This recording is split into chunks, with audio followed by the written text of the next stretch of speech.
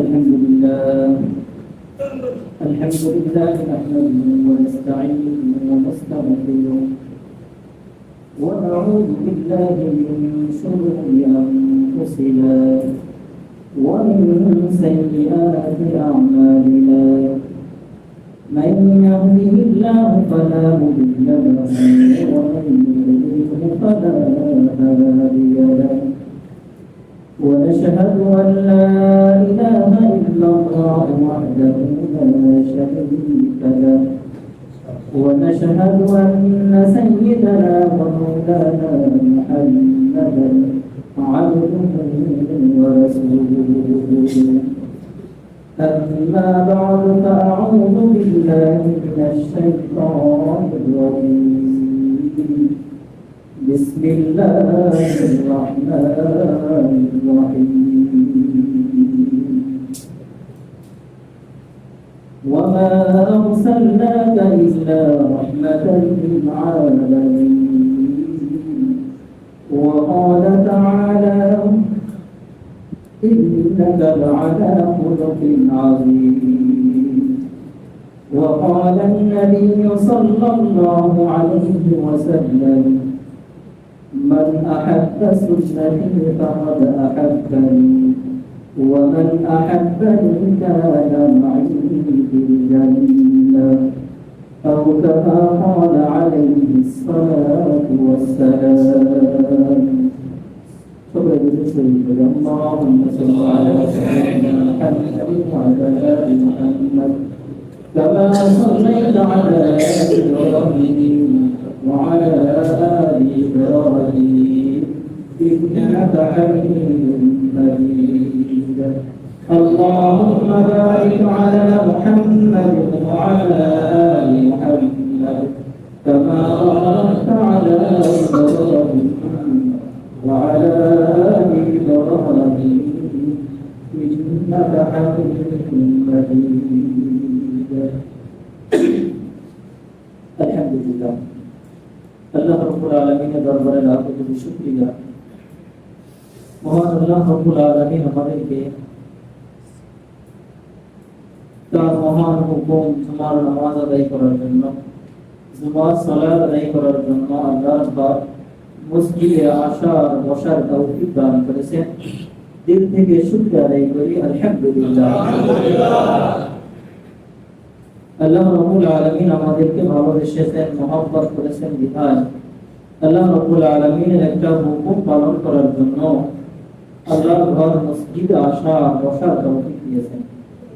যদি আল্লাহ ভালো না বাসতেন, মহব্বত না করতেন, তাহলে হয়তো আমার আপনার দ্বারা এখানে আসা সম্ভব হতো না। হাদিসে পাকের মধ্যে আসছে আল্লাহ রাব্বুল আলামিন যাকে বেশি মহব্বত করেন, যাকে বেশি ভালোবাসেন, তাকেই কেবল মাত্র তার কোলে টেনে নেন।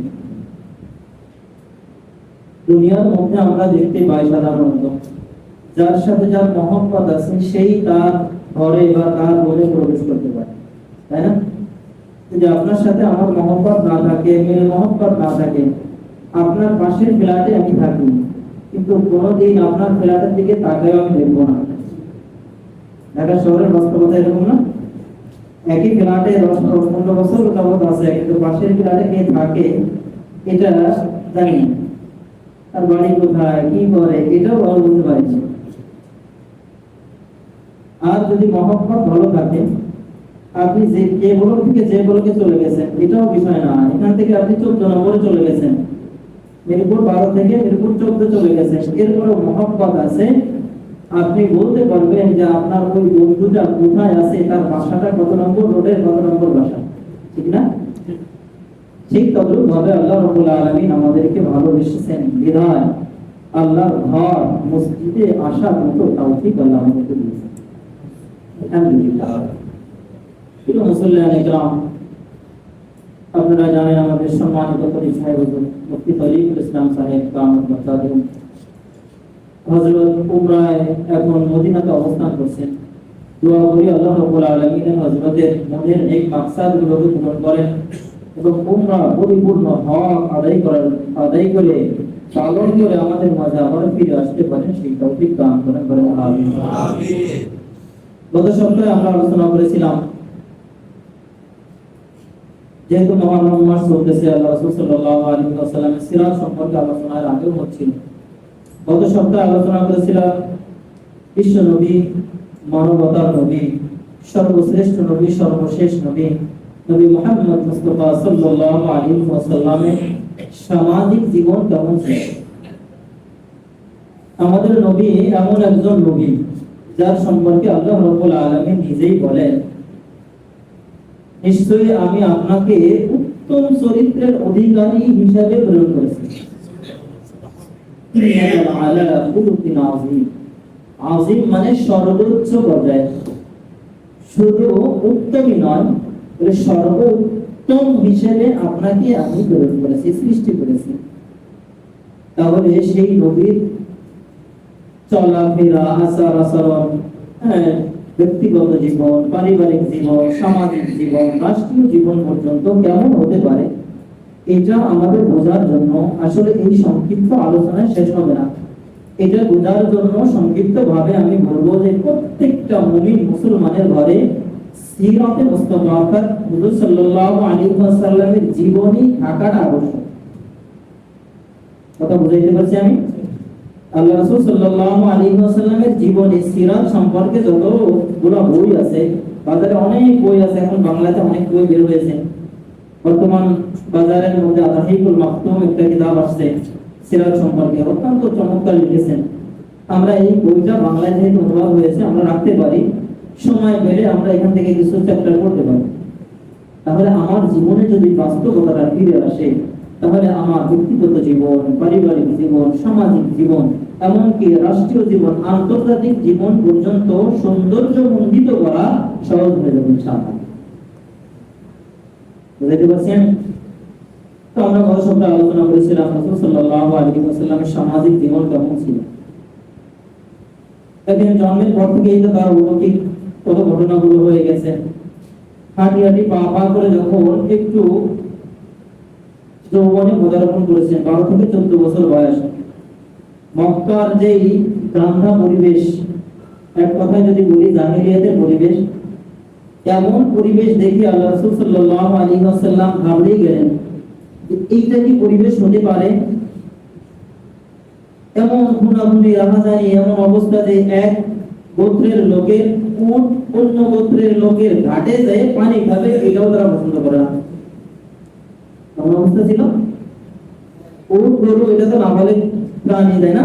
ওটা তো যার তার ফসল খেয়ে ফেলে।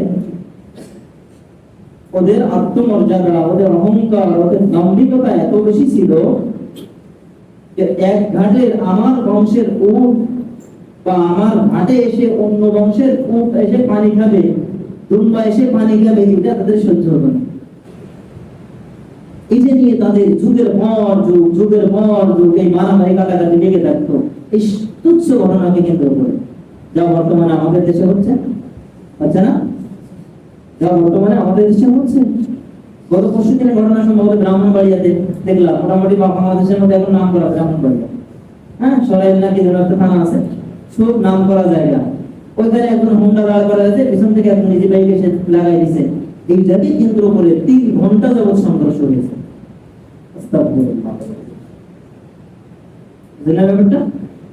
এই যে জাহিলিয়াতের যুগ, বর্বরতার যুগ, এই যুগকে দেখে আল্লাহ রাসূল সাল্লাল্লাহু আলাইহি ওয়াসাল্লাম সেই যৌবনকালের আগে, শৈশব থেকে কৈশোর পার হয়ে যে পদার্পণ করেছে, তখন ওনার মাথায় আসলো কিভাবে এই সমাজকে, গড়ে তোলা সমাজকে পরিবর্তন করা যায়। এই সমাজকে পরিবর্তন করার জন্য আমাদের নবী মানবতার বিদ্যুৎ জনাব মুহাম্মদ রাসূলুল্লাহ সাল্লাল্লাহু আলাইহি ওয়াসাল্লাম যুবকদের নিয়ে একটা সংগঠন করলেন। জানা আছে আমাদের যুবক সমাজদের নিয়ে, যুব সমাজ জেগে উঠলে কি হয় এটা আমরা দেখেছি। যে যুব সমাজ জেগে উঠলে কি হয় এটা আমরা বাস্তবতা দেখেছি, তাই না? এই যুব সমাজকে নিয়ে আল্লাহ রাসূল সাল্লাল্লাহু আলাইহি ওয়াসাল্লাম একটা সংগঠন করলেন, যে সংগঠনের কাজই হলো যে কোথাও যদি কোনো প্রকার অপ্রীতিকর ঘটনা হয়, যদি কোনো অসামাজিক কোনো কার্যকলাপ হয়, সেটাকে বন্ধ করা, সেটাকে প্রতিহত করাই হলো আমাদের কাজ। সেটা বোঝায় শোনায় হোক, যে কোনো ভাবেই হোক, এটাকে বন্ধ করা। দেখেন আল্লাহ রাসূল সাল্লাল্লাহু আলাইহি ওয়াসাল্লামের সেই ছোটবেলা থেকে একটা পরিবর্তন, সমাজকে পরিবর্তন করার জন্য যে উদ্যোগ, যে একটা স্পৃহা তার কাজ করেছে, এটা আলহামদুলিল্লাহ কাজে লেগেছে। হিলফুল হুজুর নামে একটা সংগঠন কায়েম করেছে। এই হিলফুল হুজুরের দ্বারা মক্কা থেকে অনেক প্রকার অসামাজিক কাজকে দূর করেছে আলহামদুলিল্লাহ। এরপরে আস্তে আস্তে যখন নবুয়ত প্রাপ্ত হলেন, নবুয়ত পাওয়ার পরে মক্কাতে 10 বছর ছিলেন। কত বছর ছিলেন? 10 বছর ছিলেন। এই 10 বছরের জিন্দেগি ছিল আল্লাহ রাসূল সাল্লাল্লাহু আলাইহি ওয়াসাল্লামের দাওয়াতি জিন্দেগি। কি জিন্দেগি ছিল? দাওয়াতি মেহনত ছিল। এই 10 বছরে আল্লাহ রাসূল সাল্লাল্লাহু আলাইহি ওয়াসাল্লাম আলোচনা করেছিলাম যে 1 নম্বর কাজ হলো সমাজ পরিবর্তন করার জন্য 1 নম্বর কাজ হবে ঈমান ভিত্তিক সমাজ প্রতিষ্ঠা করা। তাই না? 5টা দিক মূল আলোচনা করেছিলাম, তার মধ্যে 1 নম্বরটা ছিল ঈমান ভিত্তিক সমাজ। এই ঈমানকে শেখানোর জন্য আল্লাহ রাসূল সাল্লাল্লাহু আলাইহি ওয়াসাল্লাম 10টি বছর মক্কায় মেহনত করেছেন। এরপরে মক্কার কুরাইশরা, মক্কার কাফের মুশরিকরা এটা মানতে নারাজ। ভাই ভাই মুহাম্মদ যার বাবা নাই, দাদাও মারা গেছে, চাচাও মারা গেছে, এই বেচারা এমন একটা অবস্থা যে সমাজের ভিতরে একটা অন্যরকম তোলপাড় সৃষ্টি করে দিল, আমাদের বাপ-দাদাদের মুখে চুনকালি লাগিয়ে গেল, এ তো সহ্য করা যায় না। সুতরাং মুহাম্মদকে আর এই সমাজে রাখা যাবে না, মুহাম্মদকে এই সমাজে রাখা যাবে না। এটা নিয়ে তাদের শুরু হলো মিশন। বিভিন্ন প্রকারের ফন্দি আসতে থাকলো, কিভাবে তাকে হত্যা করা যায়। এটা আমরা ইতিহাস জানি। ওমর রাদিয়াল্লাহু তাআলা দাঁড়িয়ে গেলেন উটের লোভে, নাঙ্গা তরবারি নিয়ে, আব্দুল্লাহর পুত্র মুহাম্মদকে আমি হত্যা করতে পারবো। আল্লাহ রাব্বুল আলামিনের কি খেলা! ওমর রাদিয়াল্লাহু তাআলা নিজেই হত্যা করতে আসছে, মুহাম্মদের কাল্লানিতে এসে নিজেই লা ইলাহা ইল্লাল্লাহ বলে মুসলমান হয়ে গেছে। সুবহানাল্লাহ। এরপরে যখন একেবারে অতিষ্ঠ হয়ে দেখলেন যে না আর সহ্য করা যাচ্ছে না, আল্লাহ রাব্বুল আলামিনের কাছে দোয়া করলেন, আল্লাহ এইভাবে আর কতদিন চলা যায়, কিভাবে চলতে পারে? আল্লাহ রাব্বুল আলামিন আদেশ করলেন, ইয়া মুহাম্মদ আপনি হিজরত করে মক্কা থেকে মদিনায় চলে যান। সুবহানাল্লাহ। হিজরত করে কোথায় যেতে বললেন? মদিনায় চলে গেলেন। দেখেন এই যে এখান থেকে শুরু আমাদের আলোচনাটা। আল্লাহ রাসূল সাল্লাল্লাহু আলাইহি ওয়াসাল্লাম জিন্দেগিকে শুধু নিজের জিন্দেগি নয়, পুরা উম্মতি মুহাম্মাদের জন্য কত বড় পেরেশান ছিলেন, কত বড় একজন দায়ী ছিলেন, যে যাকে মানবতার মুক্তির দূত শুধু মুসলমানরাই স্বীকার করে না, ইহুদি খ্রিস্টান যারা আছে এরাও এটাকে স্বীকার করে যে মুহাম্মাদের মতো আদর্শ আর এত সুন্দর আদর্শের ব্যক্তি পৃথিবীতে আর একটাও জন্মগ্রহণ করে। সুবহানাল্লাহ। এটা আমার কথা না, এটা কার কথা ভাই? বলে ওয়াশিংটন একটা জাদুঘরের মতো, বেদনাকে পিরামিডের মতো আছে, যে যেখানে প্রাচীন কালের থেকে শুরু করে নিয়ে সমস্ত বড় বড় মনীষীদের নাম লেখা আছে। বুঝছেন? বড় বড় মনীষীদের নাম লেখা আছে, যে কে তো আসছে। বড় বড় মনীষী যারা বিভিন্ন প্রকারের বিজ্ঞানী হতে পারে, ডাক্তার হতে পারে, বিভিন্ন দিক দিয়ে আছে। বলে এখানের মধ্যে এটা এই লিস্টটা করেছে কে? ইহুদি খ্রিস্টানরা। কে করেছে? ইহুদি খ্রিস্টানরা এই লিস্টটা করেছে। এই লিস্টের মধ্যে সর্বপ্রথম যেই নামটা আছে সেই নামটা হলো আমার আপনার নবী সাইয়্যিদুনা মুহাম্মদ রাসূলুল্লাহ সাল্লাল্লাহু আলাইহি ওয়াসাল্লাম। এর থেকে সার্টিফিকেট হতে পারে? পৃথিবীর ইহুদি খ্রিস্টানরাও স্বীকার করে, বিশ্বাস করে যে আমার আপনার নবী সবচেয়ে শ্রেষ্ঠ নবী, এবং এনার আখলাকের মতো, এনার চরিত্রের মতো এত সুন্দর চরিত্রবান ব্যক্তি আর পৃথিবীতে একজন আসে নাই, কিয়ামত পর্যন্ত আর একজন ব্যক্তি আসবে। সুতরাং এই আদর্শ ছাড়া অন্য আদর্শে আমরা যারা লালন করে আছি, যে আমরা দেশে শান্তি ফিরে আনবো, সমাজে শান্তি প্রতিষ্ঠা করব, দেশে শান্তি প্রতিষ্ঠা করব, আন্তর্জাতিকভাবে শান্তি প্রতিষ্ঠা করব, এই শান্তি প্রতিষ্ঠার জন্য বিভিন্ন জনের বিভিন্ন রীতি নিয়ে আমরা পড়ে আছি। কেউ একদম সরাসরি কথাই বলে ফেলি, কেউ আমরা আছি বঙ্গবন্ধুর আদর্শ নিয়ে, কেউ আমরা আছি জিয়ার আদর্শ নিয়ে, কেউ আছি ইরশাদের আদর্শ নিয়ে, কেউ অমুক তমুক, এই দুনিয়াবি একজন চণ্ডী পণ্ডিত নেতা পাতি নেতার আদর্শ নিয়ে আমি আপনি পড়ে আছি। এই সমাজকে আমরা পরিবর্তন করব, আমরা এই সমাজ থেকে জিরো টলারেন্স নীতি কায়েম করব, এটার জন্য বিভিন্ন প্রকারের পন্থা আমরা অবলম্বন করছি। কিন্তু কামের কাম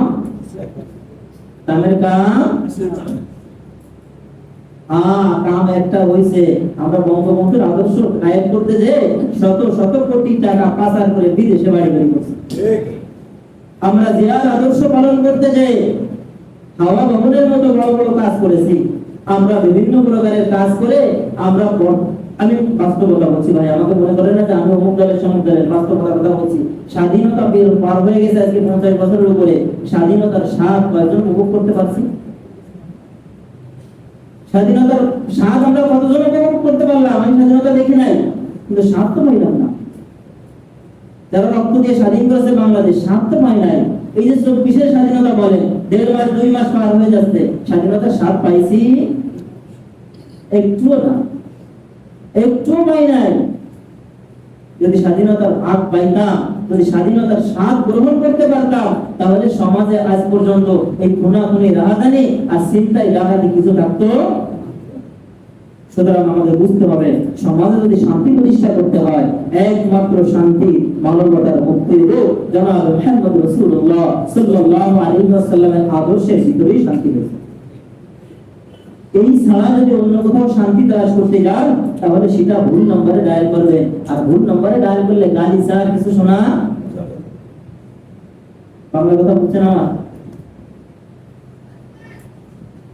আল্লাহ রাসূল সাল্লাল্লাহু আলাইহি ওয়াসাল্লাম দেখেন সামাজিক জীবন পরিবর্তন করার সাথে সাথে আন্তর্জাতিকভাবে কিভাবে কাজ করেছেন। মক্কা থেকে যখন মদিনায় চলে গেলেন, মদিনায় যাওয়ার পরে মদিনার মুসলমানরা, আনসার সাহাবীরা তাদের সাদরে গ্রহণ করে নিলেন। মক্কা এবং মদিনা উভয় মুহাজির এবং আনসার উভয়ের সমন্বয়ে আল্লাহ রাব্বুল আলামিন একটা সুন্দর সমাজ গঠন করার তৌফিক দিলেন। এই সমাজ গঠন করার পরে এরপরে শুরু হলো দাওয়াতি কার্যক্রম একটু ব্যতিক্রম হবে। এভাবে ওই পারস্যের সম্রাট, রোমের সম্রাট যারা প্রধান আছে, ওদের কাছে চিঠি দেওয়া শুরু করলো, তোমরা যে কাজ করতেছো, ভালো কাজ করতেছো, মাশাআল্লাহ, এর থেকে আরো ভালো কাজ করতে যদি চাও, তাহলে আল্লাহ এবং আল্লাহ রাসূলের পথ অনুসরণ করো, তাহলেই তোমরা দুনিয়াও শান্তি পাবে, আখিরাতে শান্তি পাবে। যদি এটা গ্রহণ করো আলহামদুলিল্লাহ, যদি গ্রহণ না করো তাহলে আল্লাহ রাব্বুল আলামিন তোমাদের উপর শাস্তি, আযাবের ব্যবস্থা করে দিবেন। এটা যারা গ্রহণ করেছে আলহামদুলিল্লাহ, যারা গ্রহণ করতে পারে নাই, গ্রহণ করে নাই, এদের বিরুদ্ধে কোনো কিছু হয় নাই, কিন্তু গ্রহণ করে নাই, গ্রহণ না করে পরবর্তীতে যারা বিরোধিতা করেছে, মক্কার উপরে, মদিনার উপরে যারা আক্রমণ করতে চেয়েছে, আল্লাহ রাসূল সাল্লাল্লাহু আলাইহি ওয়াসাল্লামকে আল্লাহ রাব্বুল আলামিন আদেশ দিয়েছেন, আয় মুহাম্মদ, তুমি আত্মরক্ষার জন্য জিহাদ করার ফরজ করে দাও। সুবহানাল্লাহ, আত্মরক্ষার জন্য জিহাদ করা ফরজ করে দিলেন। এটা কেন দিলেন? দেখেন, এইটা দিলেন এই জন্য, আমরা অনেকে শুনেছি মদিনা সনদের নাম শুনেছেন, মদিনা সনদের নাম শুনেছেন? আমাদের বিগত সরকার হাসিও আসে, বলতে হয় যে বিগত সরকার মহোদয় যিনি ছিলেন, খুব সুনামধন্য ব্যক্তি, উনি গত টার্মেই তো অসমর্থ ভাই আগের টার্মে ক্ষমতা আসার পরে একটা লিখেছিলেন এবং সেখানে স্পষ্ট ভাষণ দিয়েছিলেন যে আমি মদিনার সনদে দেশ চালাবো। কি বলেছিলেন? মদিনার সনদে দেশ চালাবে। দুঃখের বিষয়, আমরা এমন সনদ দেখেছি যে মদিনার সনদে চালাইতে যে সংবিধান থেকে সর্বমোট আল্লাহ তাআলার নামকে বাদ দিয়ে জয় বাংলা, জয় বঙ্গবন্ধু লিখে দিয়েছে। এটা হলো মদিনার সনদ। এটা নিয়ে কথা বলেছে। আমরা দোয়া করি এবং চেষ্টা করি যেন আবারও সেই সংবিধানে প্রথম যে বিসমিল্লাহির রহমানির রহিম লেখা ছিল, এই লেখাটা যেন আবারও পুনরায় লেখা হয়, না হলে বাংলার তাওহীদি জনতা আবারও সেই শাপলা চত্বরের মতো কোনো একটা গণজাগরণ দেখতে বাধ্য হবে। সংবিধান থেকে যে আল্লাহর উপর পূর্ণ আস্থা এবং বিশ্বাসকে উঠিয়ে দেওয়া হয়েছিল, এটাকে পূর্ণভাবে লেখার জন্য আবারও আলেম ওলামাদের পক্ষ থেকে তাগিদ দেওয়া হয়েছে। ধর্ম উপদেষ্টা সহ যারা আছেন তাদেরকে বলা হয়েছে হয়তো বা ইনশাআল্লাহ হয়ে যাবে, যদি না হয় তাহলে তাওহীদি জনতা আবারও একটা ডাক দিবে ইনশাআল্লাহ। আমরা প্রস্তুত আছি ইনশাআল্লাহ? ইনশাআল্লাহ। দেখেন আল্লাহ রাসূল সাল্লাল্লাহু আলাইহি ওয়াসাল্লাম কিভাবে রাষ্ট্রীয় জীবনকে, মানে আন্তর্জাতিক জীবনকে কিভাবে উনি সাজিয়েছেন, এবং এই অনুযায়ী এখনো পর্যন্ত বিশ্বের যত বড় বড় নামি দামি কি বলে বর্তমানে গণতান্ত্রিক দেশ বলে, এরা যে সমস্ত বিধান সংবিধান প্রণয়ন করেছে, লিখেছে, এই সমস্ত কিছুর পিছনে মদিনা সনদের সেই সংবিধানগুলো রয়েছে। সুবহানাল্লাহ। কিভাবে রয়েছে বলে না, আমি তো হয় না, ওটা তো মদিনা সনদের খিলাফত, আর এটা হচ্ছে গণতন্ত্র। এটার মধ্যে শয়তানি আছে, গণতন্ত্রের মধ্যে শয়তানি আছে। এটা বড় আলোচনা করব না। আল্লাহ রাসূল সাল্লাল্লাহু আলাইহি ওয়াসাল্লাম যখন মদিনায় চলে গেলেন, আল্লাহ রাসূল সাল্লাল্লাহু আলাইহি ওয়াসাল্লামের এক নম্বর কাজ হলো যে উনি উত্তম আখলাক দেখিয়েছেন। কি দেখিয়েছেন? উত্তম আখলাক। দেখেন, আখলাক ভালো হওয়া যায়। আমার আখলাক, আমার আমল যদি ভালো হয়, আমাকে দেখে দেখে অন্য মানুষ শিখবে, তাই না? সুতরাং আমার আমল আখলাক যত ভালো হবে, আমাকে দেখে অন্য মানুষ তত বেশি অনুসরণ করবে, অনুকরণ হবে। বাংলাদেশে বড় বড় নেতা ছিল, অনেক বড় বড় নেতা ছিলেন। এই সমস্ত নেতাদের বর্তমানে সময় তাদের অনুসারী খুঁজে পাওয়া কষ্ট। অনুসারী খুঁজে পাওয়া কষ্ট কেন? ওই নেতাদের মূল আমল আখলাক ভালো ছিল না। মূল আমল আখলাক কি ছিল না? ভালো ছিল না। এই ভালো না থাকার কারণে এদের পিছনে নেতারা এখন আর ঘুরে না। বুঝতে পারছি? এই জন্য আমার যদি আমল আখলাক ভালো হয়, তাহলে আমার পিছনে অটোমেটিক মানুষ আসবে। তো যারা আমাদের সমাজে আছি, আমরা যে একটু অধিপত্য খাটাইতে চাই, আমরা আধিপত্য খাটাইতে চাই, আমরা নেতা হতে চাই, আমরা একটু বড় কিছু হতে চাই, আমাদের প্রথম কাজ হলো আমাদের আখলাক ঠিক করতে হবে, আমাদের চরিত্র ঠিক করতে হবে, আমাদের মুআমালাত মুআশারাত ঠিক করতে হবে, লেনদেন ঠিক করতে হবে। যদি এটা করতে পারি, তাহলে আমার আপনার পিছনে লোক থাকবে ইনশাআল্লাহ। আল্লাহ রাসূল সাল্লাল্লাহু আলাইহি ওয়াসাল্লাম প্রথম কাজ ছিল উত্তম আখলাক দেখিয়েছেন। উনি এত সুন্দর আখলাক দেখিয়েছেন। এই আখলাকের কারণে, উত্তম চরিত্রের কারণে কাফের মুশরিকরা দলে দলে এসে আল্লাহ রাসূল সাল্লাল্লাহু আলাইহি ওয়াসাল্লামের কাছে লা ইলাহা ইল্লাল্লাহ বলে কালিমা শাহাদাত পড়ে মুসলমান হয়েছে। দুই নম্বর কাজ ছিল কি? মুআমালাত মুআশারাত, অর্থাৎ লেনদেন ভালো করেছেন। এই লেনদেনের ব্যাপারে আমরা আরো ভালো জানি। আল্লাহ রাসূল সাল্লাল্লাহু আলাইহি ওয়াসাল্লাম খাদিজাতুল কুবরা রাদিয়াল্লাহু তাআলা আনহা বিয়ে করেছিলেন না? ওনার প্রথম স্ত্রীর নাম কি ছিল? খাদিজাতুল কুবরা। উনি বিয়ে করেছিলেন নবুয়ত পাওয়ার আরো আগে, অর্থাৎ 25 বছর বয়সের সময়। এই 25 বছর বয়সের সময় মক্কার সবচেয়ে সম্ভ্রান্ত পরিবারের মহিলা মেয়ে হলো খাদিজাতুল কুবরা রাদিয়াল্লাহু তাআলা আনহা। এবং সবচেয়ে ধনাঢ্য ব্যক্তির মধ্যে উনি একজন ব্যবসায়ী, বড় ব্যবসায়ী ছিলেন। মুহাম্মদ সাল্লাল্লাহু আলাইহি ওয়াসাল্লামের আদর্শ দেখে, আখলাক দেখে, মুআমালাত মুআশারাত দেখে তাকে ব্যবসার জন্য নিযুক্ত করেছিলেন এই খাদিজাতুল কুবরা রাদিয়াল্লাহু তাআলা। এই ব্যবসার জন্য নিযুক্ত করে শেষ পর্যন্ত ব্যবসার পার্টনার, এরপরে নিজের পার্টনার অর্থাৎ নিজের সঙ্গী হিসেবে নিতেও দ্বিধাবোধ করেন নাই। কেন? যে মুহাম্মদের মতো এত সৎ চরিত্র, এত সুন্দর, এত আখলাকওয়ালা মানুষ আমি পৃথিবীতে আর কাউকে দেখি নাই। সুতরাং মুহাম্মদ আমার সঙ্গী হবে, এটাই সব। এই বাস্তবতা আল্লাহ রাসূল সাল্লাল্লাহু আলাইহি ওয়াসাল্লামকে দেখেন।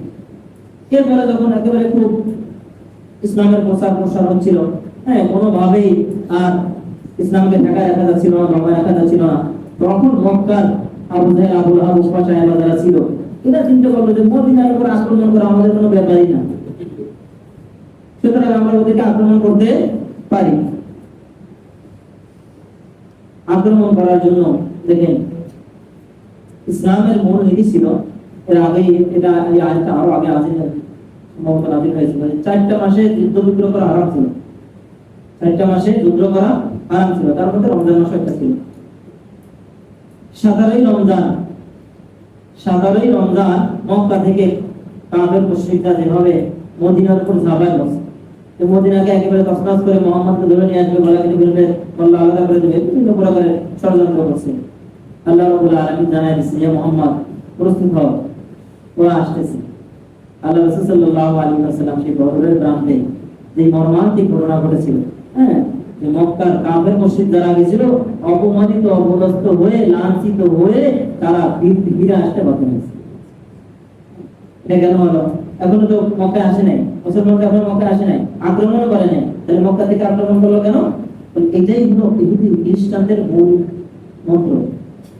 ওরা যেখানেই দেখবে মুসলমান শান্তিতে আছে, যেখানেই দেখবে মুসলমান শান্তিতে আছে, সেখানে ওদের গায়ে গাত্রদাহ শুরু হয়ে যায়, ইহুদি খ্রিস্টানদের গায়ে গাত্রদাহ শুরু হয়ে যায়। যে মুসলমান কিভাবে শান্তিতে থাকবে? এদের ভিতরে গ্যাঞ্জাম বাঁধানোর জন্য, এদের ভিতরে কলহ সৃষ্টি করার জন্য যে কোনো পন্থা হাতে দরকার, সেইটাই আমাদের রাখতে হবে। সুতরাং যে কোনো ভাবে ওদেরকে প্রতিহত করতেই হবে। যার বাস্তব নমুনা বর্তমান বিশ্বে দেখেন, বাস্তব নমুনা বর্তমান বিশ্বে যেখানে মুসলমান শান্তিতে ছিল, সেখানে ওই যে জাতিসংঘ একটা বেহায়াপনা, বেলাল্লাহপনা, বর্তমানে সেই সংসদ চলতেছে, জাতিসংঘ সংসদ চলতেছে। এই সংসদেও প্রায় অধিকাংশ নেতারা, অধিকাংশ ইহুদি খ্রিস্টান যারা আছে, এরাও বলেছে যে ফিলিস্তিনে যে আক্রমণ হচ্ছে, গাজায় যে আক্রমণ হচ্ছে, হ্যাঁ, ইহুদিরা যেভাবে বর্বর আচরণ করতেছে, এটা সামাজিকতা মেনে নেওয়া যায় না, এটা একেবারেই মানবিকতার মানে সীমালঙ্ঘনের উচ্চ শিখায় পৌঁছে গেছে। সুতরাং এটা থেকে বিরত থাকা দরকার। বিরত আছে, জানেন বিরত আছে। গতকালকে এরা অধিবেশনে উঠেছিল, কিন্তু একমাত্র ওই যে মোড়ল আমেরিকা বড় শক্তি, সেই মোড়লরা ভেটো দিয়ে এটাকে বন্ধ করে দিয়েছে। কথা বলতে পারছি? জাতিসংঘ কথা আসলে বলতে গেলে অনেক বেড়ে যায়। এই জাতিসংঘ আরেক শয়তানি। জাতিসংঘ কি আরেক শয়তানি? জাতিসংঘ হয়েছে কবে জানেন নাকি? জাতিসংঘ হয়েছে দ্বিতীয় বিশ্বযুদ্ধের পরে, 42 থেকে নিয়ে 45 পর্যন্ত। এর মধ্যে জাতিসংঘ সংগঠিত হয়েছে। কেন হয়েছে? যে তখন ওই যে ইতালিয়া জার্মানি যে যুদ্ধ হয়েছিল, এই যুদ্ধকে থামানোর জন্য, যাতে এই যুদ্ধটা ছড়ায় না পড়ে, এইটার জন্য ওরা একটা জাতিসংঘ করলো, অর্থাৎ একটা করলো যে শান্তি রক্ষা কিভাবে, শান্তি প্রতিষ্ঠা করা যায়, এটার জন্য একটা জাতিসংঘ করা দরকার। এই জাতিসংঘ করে সর্বপ্রথম সম্ভবত 50 বা 51টা রাষ্ট্র ছিল, এখন এটা 200-এর উপরে চলে গেছে, 200-এর কাছাকাছি চলে গেছে রাষ্ট্র। এই 200 রাষ্ট্রের ভিতরে প্রায় 180টা রাষ্ট্র আছে যারা এই ইসরায়েল এবং ফিলিস্তিনের যে যুদ্ধ চলতেছে এই যুদ্ধ চায় না। 180টার মতো রাষ্ট্র আছে এই যুদ্ধ চায় না। এরপরও যুদ্ধ বন্ধ হয় না কেন? ওই যে মোড়ল ওখানে বসে আছে, মোড়ল ওখানে যেভাবে কলকাঠি নয় সেভাবেই নড়তে চায়। দোয়া করি আল্লাহ রাব্বুল আলামিন যেন মুসলমানদের কোন একটা সংঘবদ্ধ হওয়ার তৌফিক দান করেন। ও কথা ছিল যে সমস্ত মুসলমান হবে ঐক্যবদ্ধ এক, সমস্ত মুসলমানের শরীর হবে একরকম, একটা শরীরের নাই। যদি এক জায়গায় ক্ষত হয়, যদি হাতে ব্যথা পায়, পুরো শরীর যেভাবে টের পায় এরকম হবে। কিন্তু উল্টা হয়ে গেছে, কুফরাতু মিল্লাতুন ওয়াহিদ, যে সমস্ত কুফরি শক্তি এক হয়েছে আর মুসলমানরা আলাদা আলাদা পৃথক হয়ে গেছে। এই জন্য মুসলমানরা আজকে এইভাবে নির্যাতিত হচ্ছে, মায়ের খাচ্ছে, লাঞ্ছিত হচ্ছে। কথা বলছেন যেন আমাদের ঐক্যবদ্ধ হওয়া দরকার, খুব দরকার। আল্লাহ রাসূল সাল্লাল্লাহু আলাইহি ওয়াসাল্লাম দেখেন মদিনা সনদে লিখেছিলেন, মদিনা সনদে 47 থেকে 51টা, কোন এসে 51টা আসছে, কোনটা 47টা আসছে, এই ধারা লিখেছিলেন। এই ধারার মধ্যে একটা ধারা কি ছিল জানেন? সুন্দর একটা ধারা ছিল। সেই ধারা ছিল হলো যে মদিনাতে আমরা যারা আছি, ইহুদি খ্রিস্টান, কাফের মুশরিকরা ভেদাভেদ নাই, মুসলমান যারা আছি সবাই আমরা ঐক্যবদ্ধ হয়ে যদি আমাদের উপরে কোনো আক্রমণ আসে, মদিনার উপরে যদি কোনো আক্রমণ আসে, এই আক্রমণকে প্রতিহত করার জন্য যা যা করা দরকার সব কিছু আমরা করব, কিন্তু মদিনাকে রক্ষা করব। এইটা কে লিখেছিলেন? আমাদের নবী মুহাম্মদ রাসূলুল্লাহ সাল্লাল্লাহু আলাইহি ওয়াসাল্লাম। এটা পৃথিবীর বুকে সর্বপ্রথম লিখিত কোন সংবিধান, মদিনা সনদ যেটা, এটা আমাদের নবী মুহাম্মদ রাসূলুল্লাহ সাল্লাল্লাহু আলাইহি ওয়াসাল্লাম লিখেছেন। এরপরে বিভিন্ন রাষ্ট্র থেকে বিভিন্ন প্রকার সংবিধান লেখা হয়েছে। বাংলাদেশের যে সংবিধান চলছে এটা ব্রিটিশ সংবিধান। এরপরে 72 একটা সংবিধান সংশোধন হয়েছে। এরপরে গত সরকারের আমরা তো হতে সিরাকাটা করতে মোটামুটি নাই বলে যায়। এখন আবার কত কিছু হবে, কত কিছু দেখবো, আল্লাহ ভালো জানে। আল্লাহ মাফ করেন। আল্লাহ রাব্বুল আলামিন আমাদেরকে সহিহ বুঝ দান করেন, কুরআন সুন্নাহ অনুযায়ী আমল করার তৌফিক দান করেন।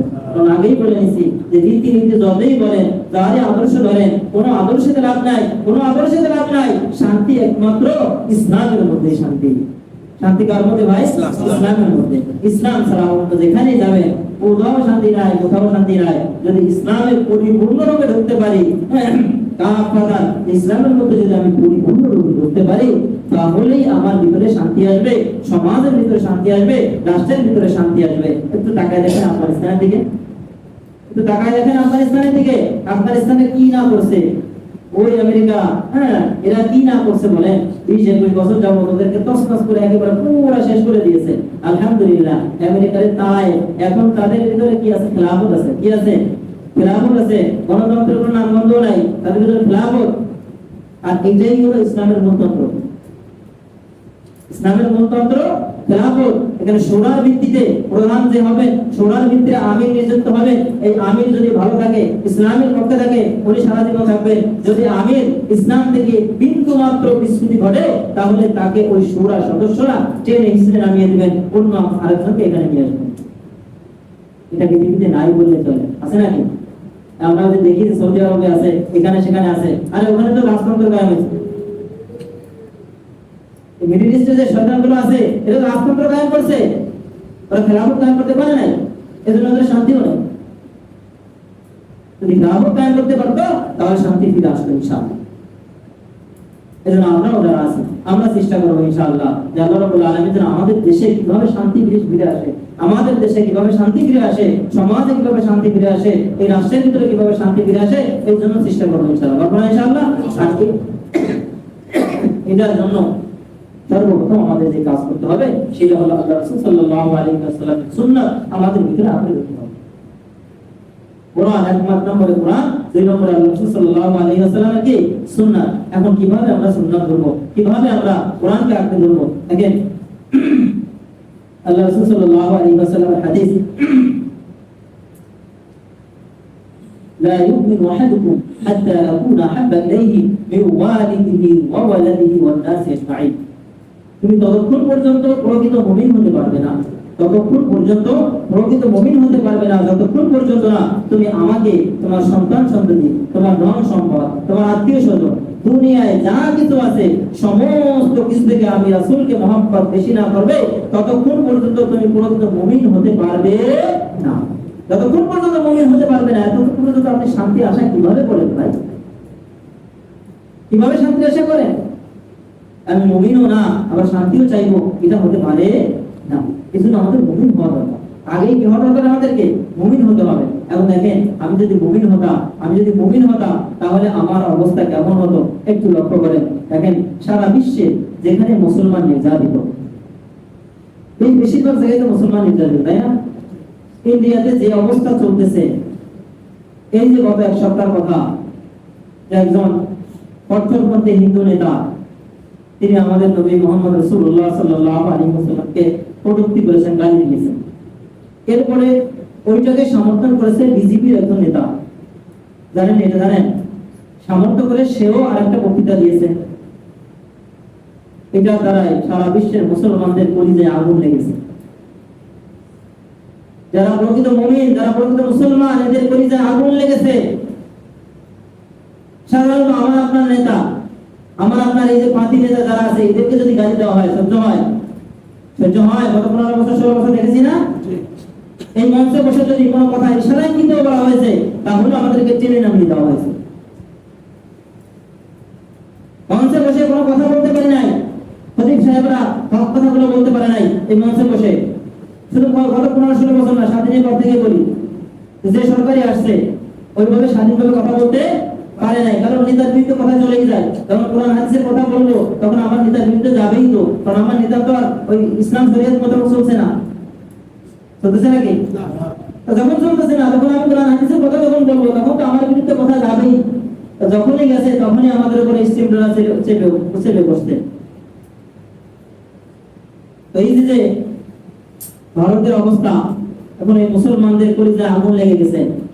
শুধু আগুন লাগে নাই, এখন এমন অবস্থা হয়েছে লং মার্চ করে মুম্বাই দিকে আসছে, দেখছেন না? অনেকে মুম্বাই চলে আসছে, মুম্বাই শহরে চলে আসছে লাখ লাখ মানুষ, আলহামদুলিল্লাহ সুম্মা আলহামদুলিল্লাহ। এবং এখানে একজনের সাক্ষাৎকার দেখলাম, চোখ দিয়ে পানি চলে আসছে। এবং এটাই হওয়া উচিত আমার, যে লা ইউমিনু আহাদুকুম হাত্তা আকুনা আহাব্বা ইলাইহি মিন ওয়ালিদিহি ওয়া ওয়ালাদিহি ওয়ান নাসি আজমাইন। আরে ভাই কিসের মুসলমান হলাম যেখানে আমার নবীকে গালি দেয়, যেখানে আমার নবীকে গালি দেয়, মুসলমানকে গালি দেয়, ইসলামকে নিয়ে কটূক্তি করে, সেখানে আমার রক্ত কিভাবে ঠিক থাকতে পারে? যদি আমার রক্ত ঠিক থাকে, আমার রক্ত যদি গরম না হয়, বুঝতে হবে আমার ঈমানের ভিতরে ঘাটতি আছে।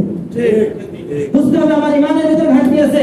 আমার নেতাকে গালি দিলে যেভাবে আমার সহ্য হয় না, মাথা গরম হয়ে যায়, ঠিক তার থেকে শত গুণ বেশি মাথা গরম হওয়া দরকার ছিল আমার আপনার। কিন্তু এটা আমরা সামলাবো কিভাবে? এটা আমরা কৌশলে যে কোনো ভাবে আমরা এটাকে সামাল করে এর প্রতিবাদ করার চেষ্টা করবো ইনশাআল্লাহ। আজকে জুমার পর বাইতুল মুকাররমের প্রতিবাদ হবে, বিভিন্ন জায়গায় প্রতিবাদ হবে ইনশাআল্লাহ। হচ্ছে, গতকালকে হয়েছে। আমরা এখান থেকে বলবো যে আমাদের বাংলাদেশ নিয়ে যত বেশি মাথা ঘামায় দাদা বাবুরা বাংলাদেশ নিয়ে যত বেশি মাথা ঘামান, আপনাদের স্পষ্ট বার্তা দিতে চাই যে বাংলাদেশের হিন্দু সম্প্রদায়, বাংলাদেশের সনাতন ধর্মভাই যারা আছে তারা যত শান্তিতে আছে, বাংলাদেশের মুসলমানরা এত শান্তিতে নাই। কথা ঠিক কিনা? বাংলাদেশের মুসলমান এত শান্তিতে নাই যত শান্তিতে সনাতন ধর্ম আছে। এরপরেও তাদের চুলকায়, জানেন চুলকায়? ওই যে সমস্যা একটাই, মৌলবাদীরা ক্ষমতায় চলে আসে কিনা, হ্যাঁ হুজুররা ক্ষমতায় চলে আসে কিনা। হ্যাঁ হুজুররা যদি ক্ষমতায় আসে এটা জেনে রাখো যে তোমাদের জন্য ভালো। যদি হুজুররা ক্ষমতা আসে তাহলে তোমাদের জন্য ভালো, কারণ তোমাদেরকে এখন ব্যবহার করে কারা? তোমাদেরকে ব্যবহার করে আওয়ামী লীগ আসলে আওয়ামী লীগ, বিএনপি আসলে বিএনপি, জামাত আসলে জামাত, জাতীয় পার্টি আসলে জাতীয় পার্টি, যে গ্রুপ আসে সেই গ্রুপ তোমাদেরকে ইউজ করে, ব্যবহার করে, এরপর আমার শুনে ফেলে দেয়। সত্য কথা কিনা? ঠিক। তোমাদেরকে ব্যবহার করে, ইউজ করে, এরপর আমার শুনে ফেলে দেয়। কিন্তু ইসলাম একমাত্র ধর্ম যে ধর্ম তোমাদেরকে শুনে ফেলবে না, তোমাদের কার্যকলাপ তোমাদের জায়গায় ঠিক মতো করতে পারবে, এটা গ্যারান্টি একমাত্র ইসলাম দিয়েছে। এই জন্য ভাই আমাদের চেষ্টা করা দরকার যে সমাজ পরিবর্তন কিভাবে হয়, আমি কিভাবে পরিবর্তন হতে পারি, সমাজ কিভাবে পরিবর্তন করতে পারি, রাষ্ট্রীয়ভাবে কিভাবে ইসলামিক শাসন কায়েম হয়, খেলাফত কায়েম হয়, এটার জন্য আমাদের চেষ্টা থাকতে হবে, দোয়া থাকতে হবে ইনশাআল্লাহ। পারবো না ইনশাআল্লাহ? এটার জন্য আমরা এই সামনে আসতেছে নির্বাচন, তো আর বেশি দিন হয়তো থাকবে না, আমাদের 2 বছর বা 5 বছরই ধরে যে নির্বাচন তো হবেই হবে। এই নির্বাচনে তো আমাদের একটা ভূমিকা থাকবে, আমাদের একটা ভোট, আমাদের একটা আঙ্গুলের ছাপ, অনেক কিছু, অনেক দাম থাকবে। এজন্য এখানে আমরা যেন বিবেচনা করতে পারি, আমরা যেন সমাজ পরিবর্তন করার জন্য, রাষ্ট্র পরিবর্তন করার জন্য একজন সৎ যোগ্য ব্যক্তিকে ওই স্থানে বসাইতে পারি। এই জন্য আমাদের যার যার জায়গা থেকে চেষ্টা করবো ইনশাআল্লাহ। পারবো না ইনশাআল্লাহ? এখানে আল্লাহ রাসূল সাল্লাল্লাহু আলাইহি ওয়াসাল্লাম যে কাজগুলো করেছেন, ইসলামিক রাষ্ট্র কায়েম হলে কি হবে আমাদের, ইসলামিক রাষ্ট্র কায়েম হলে আমাদের কি কি সুবিধা হবে, কি কি সুবিধাগুলো আমরা পাবো, এটার একটা রূপরেখা দিয়ে দিয়েছেন। এটা সংক্ষিপ্ত সময় এগুলো বলা সম্ভব হবে না। যে 1 নম্বর দেখেন, সূরা হজ্জের আল্লাহ রাব্বুল আলামিন 41 আয়াতে বলেছেন ইসলামিক রাষ্ট্র কায়েম হলে, ইসলামিক রাষ্ট্র ব্যবস্থা কায়েম হলে 1 নম্বর কাজ হবে আকিমুস সালাহ, নামাজ কায়েম করা। 1 নম্বর কাজ কি হবে? নামাজ কায়েম করা। আর যেই ব্যক্তি 5 ওয়াক্ত নামাজ ঠিকমতো পড়ে, আল্লাহর ভয়ে 5 ওয়াক্ত নামাজ পড়ে, এই ব্যক্তির দ্বারাই কোনো অশ্লীল কাজ হতে পারে না। যে ব্যক্তি আল্লাহর ভয়ে মসজিদে এসে 5 ওয়াক্ত নামাজ পড়বে, এই ব্যক্তি কোনো অন্যায় কাজ করবে না, জুলুম করবে না, নির্যাতন করবে না, দুর্নীতি করবে না, ঘুষ খাবে না, এই ব্যক্তি কখনো এই কাজ করবে না।